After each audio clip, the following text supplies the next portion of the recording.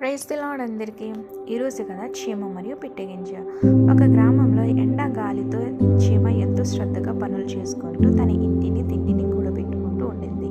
ప్రతిరోజు దేవుని దయ కోసం ప్రార్థిస్తూ శ్రమతో పని చేస్తూ ఉండేది.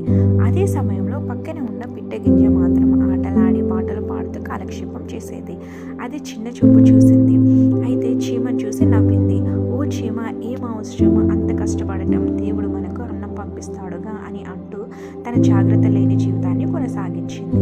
చీమ ఓ మౌనంగా చెప్పింది, దేవుడు మనకు జ్ఞానాన్ని ఇచ్చాడు, ఆ జ్ఞానంతోనే మనము ముందుకు సిద్ధపడాలి, దేవుడు కూడా శ్రమించే వారిని ఆశీర్వదిస్తాడు అంది.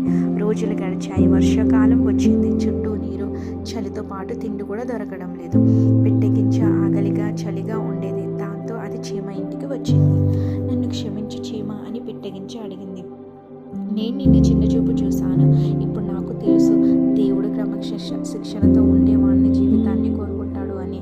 అయితే చీమ ప్రేమగా తన ఇంట్లోకి ఆహ్వానించి తిండి ఇచ్చింది. దేవుడు క్షమించే దేవుడు, మనం మారితే ఆయన సంతోషిస్తాడు అని చెప్పింది. ఆ రోజు నుండి పిట్టగింజ మారిపోయింది. ప్రతిరోజు దేవునికి కృతజ్ఞతలు తెలుపుతూ శ్రమతో జీవించేది.